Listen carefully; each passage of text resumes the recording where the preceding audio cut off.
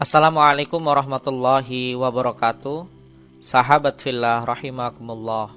Nabi Adam alaihissalam merupakan manusia pertama yang diciptakan Allah Subhanahu wa taala. Nabi Adam diciptakan untuk menjadi khalifah atau pemimpin di muka bumi. Adapun ciri-ciri Nabi Adam diantaranya memiliki tubuh setinggi 60 hasta. Hasta merupakan ukuran yang biasa digunakan oleh orang Arab. Satu hasta sama dengan 45,72 cm. Dengan demikian 60 hasta sama dengan 27,43 meter. Sebagaimana dibuktikan dalam hadis-hadis sahih. Di antaranya adalah sebagaimana sabda Nabi SAW, telah Allah ciptakan Adam dengan semua ciri fisiknya, tingginya 60 hasta. Selesai Allah menciptakan, Allah berfirman, "Pergilah dan ucapkanlah salam kepada malaikat yang duduk itu, dan dengarkan baik-baik bacaan salam mereka kepadamu, sebab itu sebagai salam penghormatanmu dan juga anak cucu keturunanmu." Adam mengucapkan salam, "Assalamualaikum." Para malaikat menjawab, "Assalamualaikum warahmatullah." Dan mereka menambahnya lagi dengan wabarakatuh. Maka siapapun yang masuk surga, ciri fisiknya seperti Adam, tingginya 60 hasta. Namun manusia semenjak zaman Adam tingginya semakin berkurang hingga sekarang. Hadis riwayat Bukhari.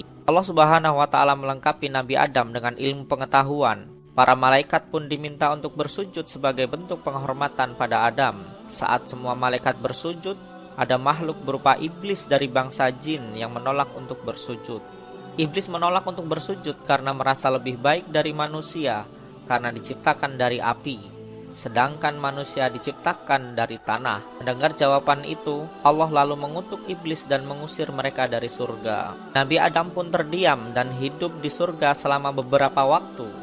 Suatu ketika, Adam merasa kesepian dan Allah pun menciptakan Hawa untuk menemani Adam. Adam pun menikahi Hawa dan mengizinkan mereka berdua tinggal di surga dengan syarat tidak mendekati sebuah pohon yang disebut dengan pohon kuldi. Bertahun-tahun Adam dan Hawa mematuhi aturan itu, hingga setan perlahan terus mencoba merayu mereka dengan tipu daya. Tipu daya mereka pun berhasil. Nabi Adam lalu memetik buah pohon tersebut dan memakannya bersama Hawa. Namun setelah itu, Adam dan Hawa langsung dihinggapi rasa bersalah dan aurat mereka tiba-tiba terbuka. Karena melanggar perintah itu, Allah Subhanahu wa taala lalu memerintahkan Adam dan Hawa turun ke bumi.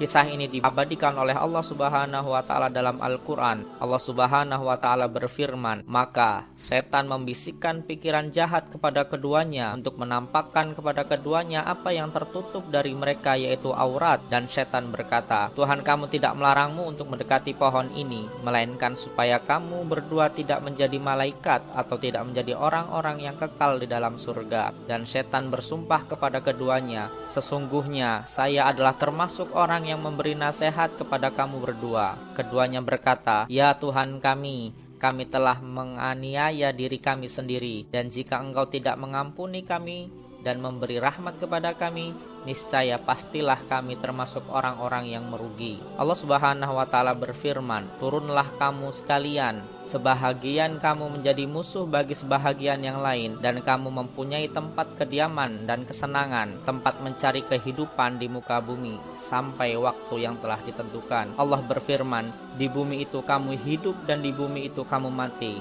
dan dari bumi pula kamu akan dibangkitkan." Quran Surat Al-A'raf ayat 20-25. Karena melanggar perintah itu, Allah Subhanahu wa taala lalu memerintahkan Adam dan Hawa turun ke bumi. Adam dan Hawa diturunkan di tempat yang berbeda. Selama 40 tahun mereka saling mencari dan bertemu di padang Arafah atau Jabal Rahmah, bukit yang penuh kasih sayang.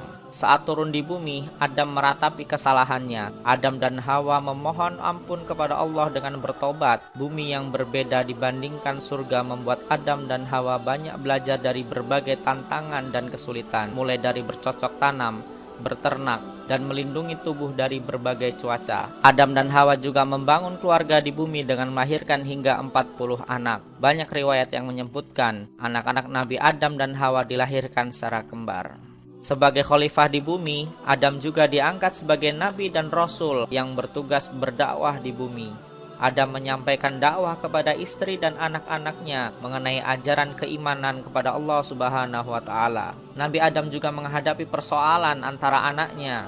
Qabil yang membunuh Habil. Adam sangat murka terhadap Qabil. Inilah dosa pertama di bumi, yaitu ketika Qabil membunuh Habil. Allah lalu menganugerahkan Nabi Adam dengan anak laki-laki yang tidak memiliki saudara kembar, yang diberi nama Syith. Syith merupakan anak yang cerdas dan berakhlak baik. Keturunan Syith kelak melahirkan Nabi Idris alaihi salam. Nabi Adam hidup di bumi selama 1000 tahun lamanya. Namun 40 tahun beliau meminta kepada Allah Subhanahu wa taala agar 40 tahun usianya diberikan kepada Nabi Daud alaihi salam. Sehingga pada saat berusia 960 tahun Nabi Adam jatuh sakit dan berwasiat kepada Nabi Syith untuk meneruskan dakwah. Malaikat lalu mencabut nyawa Adam, memandikannya, mengkafani, menyolatkan dan menguburkannya. Wallahu a'lam bishawab. Assalamualaikum warahmatullahi wabarakatuh.